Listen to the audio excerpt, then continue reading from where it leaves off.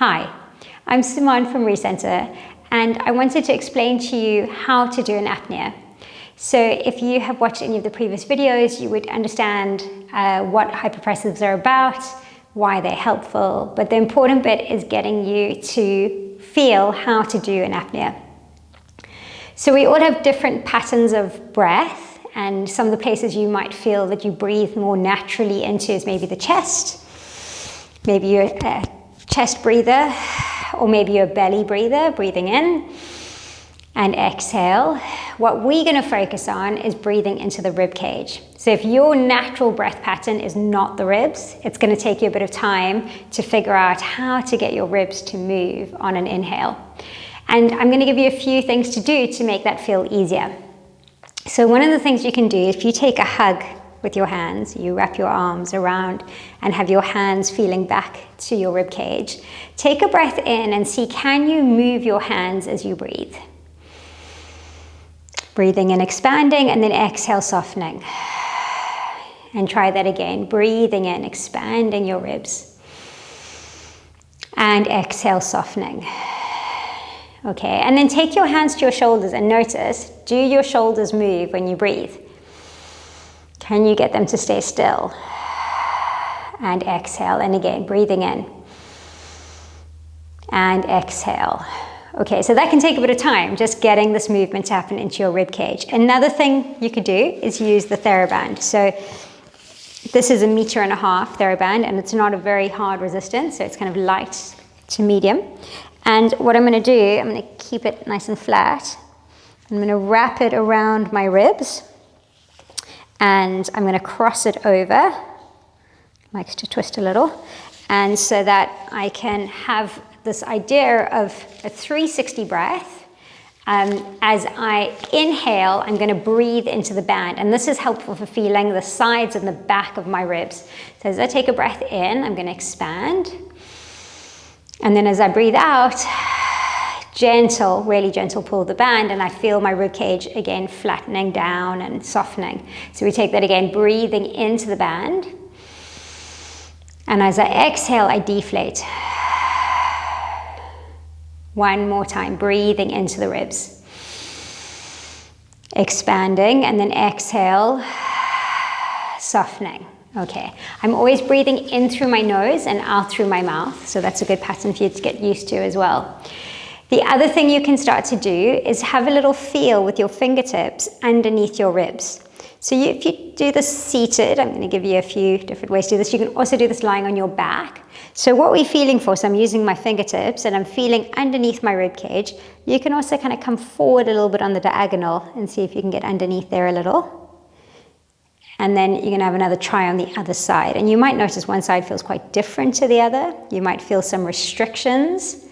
What we're trying to do here is mobilize this fascial line of the diaphragm to start to get your ribs more able to move. So this is really helpful. And I would say I do this before every single practice, just getting this mobility going so that then I can open my ribs more. Okay, so once you've had a little feel around here, you can also feel around your belly button.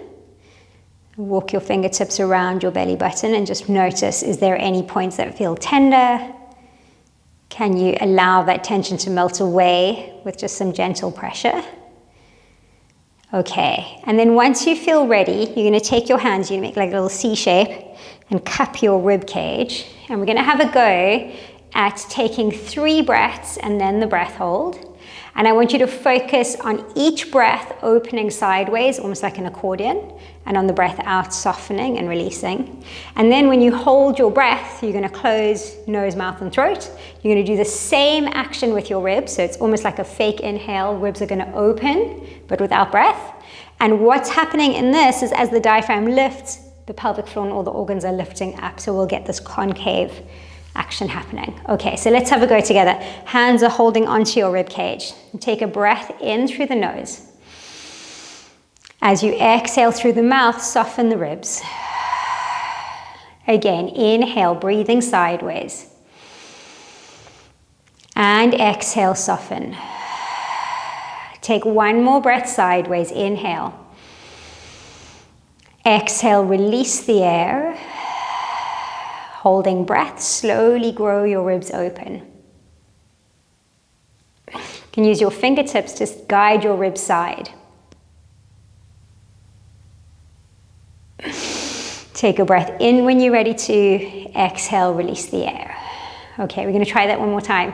So the fingertip thing that I just did now, if I was in the room with you, that's what I would do, right? I'd encourage your ribs to move sideways so that your body knows kind of which way it's trying to go.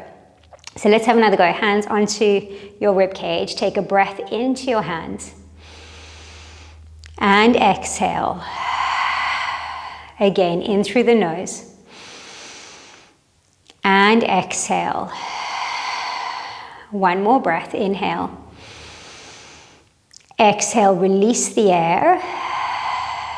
And then holding breath, slowly grow your ribs open.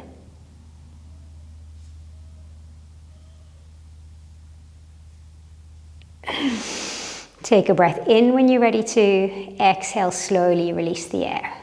Okay, so just a couple of things. It doesn't matter how long you hold your breath for, especially initially. Don't feel like you need to force it too long. It will improve with time, but you should always take air when you feel that you need to. So don't kind of push it too far that you feel like you're gasping for air after the breath hold. Other thing is, don't worry if you're not feeling your pelvic floor. So I get that question a lot. Is it wrong if I'm not feeling my pelvic floor? No, it's not wrong at all. What's happening internally is that there's a big lift happening through the pelvic floor when you get the apnea correctly. But it might not feel the same as a Kegel. So don't worry if that's your experience. If you're working with prolapse specifically, you can include a Kegel at the end range of your apnea, but you don't want to start there. You want to start with your ribs moving first. One other little tip before I go. So the tension in your abdominals can inhibit the apnea. So what I mean by that is, if on your exhale you tighten your abs, it makes it really difficult to then open your rib cage. So what is really important on that last exhale especially is that you soften the abs so that then you can move your rib cage. Okay, so try and work with less tension in the abdomen. We're going to get into the poses, and that's where you're going to hold tension in your arms and your body to hold the posture correctly. But the tension shouldn't be in the abdominals. You should be soft through the belly so that then you can move your ribs. Okay, I hope you found that helpful. Leave me a comment if you've got any questions, and I will be back with some more tips on the poses. Okay, take care.